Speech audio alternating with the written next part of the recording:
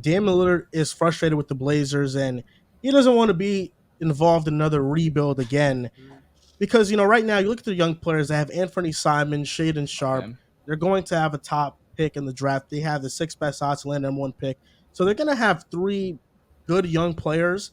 But that's not enough if you're Dame. Stinks. I think that you want to be a part of a competitor. But the question I want to ask to you, and I'm gonna ask you first, OG, is do you think it's better for Dame to stay in Portland and lose, continue to lose, or to change teams and fail to win a championship like we've seen other stars do?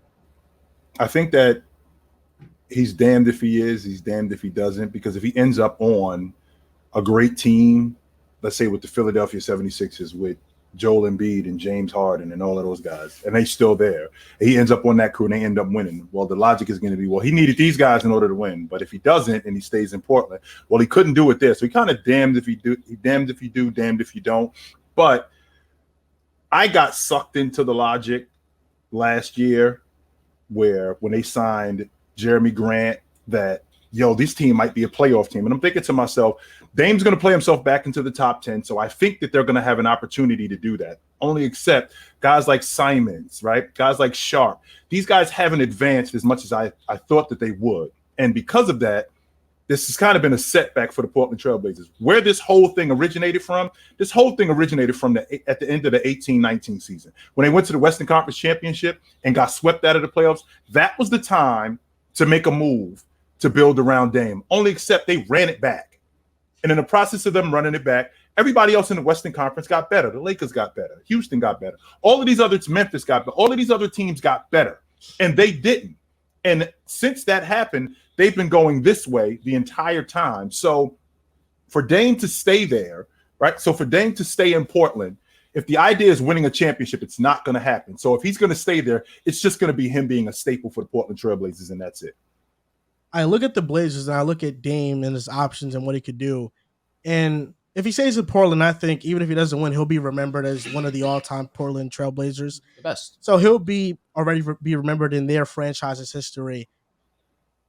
There's two extremes in terms of changing teams. I think there's a Russell Westbrook extreme where your legacy is just completely tarnished because of how many teams you've moved to that you've been scapegoated for. And some of it is his fault, but most of it I can say that it's kind of unfair. Or there's the Paul George one. Paul George left Indiana and he's probably going to fail to win a championship with the Clippers. He didn't live up to any standards in OKC, and nobody really cares, because he doesn't have as big of a cachet as a guy like Russell Westbrook. I don't know. They were calling him way off P. They were disrespecting They were getting him. rude. Pandemic P. Yeah, bro. They were really rude It to was Paul nasty. George. They were getting rude, no doubt, but I think that I was one of those people, so that's why when I you said talk that. about Paul George now, you talk about him as a positive asset for a team. Yes.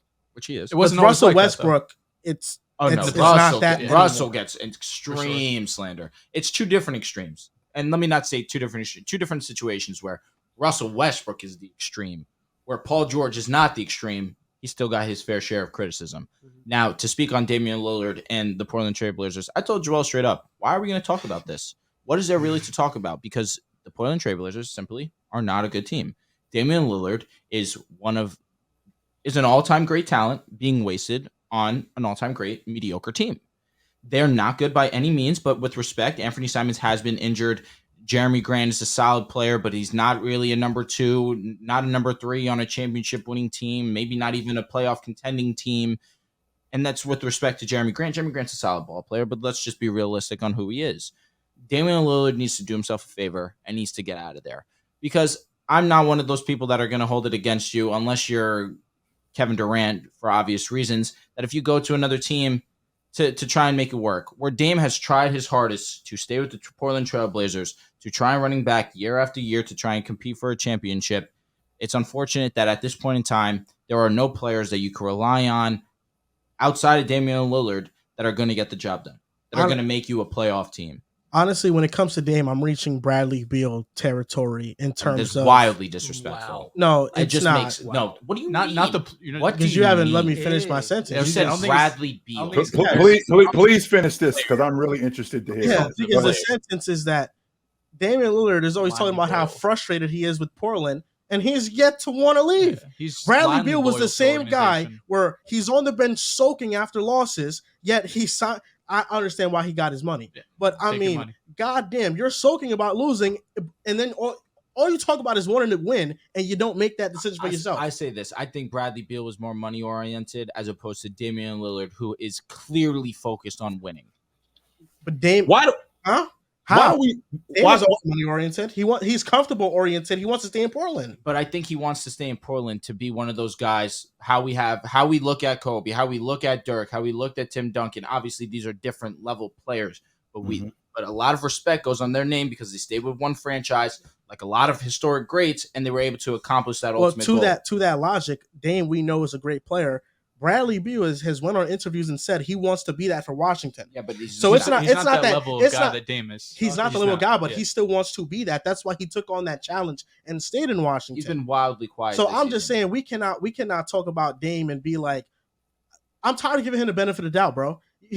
How many off seasons have we talked about him leaving? And he's not requested he a doesn't trade. want to It's leave. not going to happen. It's not a him thing. It's a matter of, hey, are the Blazers It finally is a him willing thing because to... he can definitely request a trade. And they would. I guess you're not wrong about that. I guess you're not wrong about that. And you're at all. expecting the Blazers, especially if around the question is these next few years with Damian Lillard, you're expecting the Blazers to do something they really have never done. I mean, this is an organization that even before the CJ days, when you just had Dame and LA there, right? Yeah. They were consistently first round exits. Every once in a while, they'd get to the second round of WCF appearance here and there too. But they were consistently first round exits for the most part, right? And that just shows you that you're not there. You're not ready to compete. If you're not consistently making either the finals or Western Conference finals, there has to be something in your roster that you could change, that you can upgrade to. And obviously, as the years went on, they moved off LA. CJ got in, and they had some good years there. But the same issue came up that they were always going to be short, whether it was the Warriors, the Rockets. There was consistently teams that were better than them, and the front office never really had a sense of urgency to go out and make this roster better. And now you look at how it's currently constructed, where you mentioned some of the names, like you have Simons and you have Grant and you have Shaedon Sharpe, and Cam Reddish had some moments here and there too. But you have guys that, in theory, you could put a pretty good trade package together to go out and get another superstar, but you're expecting the Blazers organization to do something that historically they have never done. That's why this conversation gets boring, because it's basically, we already know the answer. Damian Lillard's not going to request a trade, and it seems like a long shot the Blazers can do something to shake up this roster. That's the thing right there. We know he's not requesting a trade. Therefore, in turn, I am done feeling bad for Dame because he doesn't win. Like, I'm not at first. I don't feel bad for him. At first, when you're not winning games, and okay, I understand your talent is being wasted on a poor team, you get the benefit of the doubt. But once you've been there for years and you understand what the organization is, and you refuse to request a trade, I'm done feeling bad for your talents being quote unquote wasted, because ultimately Dame's ambitions are probably, of course he wants to win, everybody wants to win, but his ambitions are probably just staying in Portland and being recognized as the best Portland. I'm just I don't think that's true. If that was the case, he would coast to his 25, 28 points per game. But instead, every single night, he's going out there trying to outscore the opposing team by himself. I think Dame's ambitions. For sure. I want to try to make this conversation, like, it is a boring conversation, but Dame's ambitions are so much larger than Portland's. But because he is so loyal to Portland, they are so just at ease. They're cushy. They feel comfortable. And that's why they haven't had much aggression. He hasn't put pressure on them as a team. And so I look at Portland. The reason they suck and they fail to build around him again and again is it's not offense. It's defense. You brought in Chauncey Billups and you ranked 27th in defense. Last year, you were 30th. The year before that, you were 29th. The last time they weren't in the bottom three defensively was 2019 when they went to the conference finals. And Dame played poorly, ran out of gas in that series because the last time he played with an all-star was LaMarcus Aldridge, and I was in the 6th grade. I was in the 6th grade the last time. Okay, so you're talking about Chauncey Billups. Dame co-signed that Chauncey move.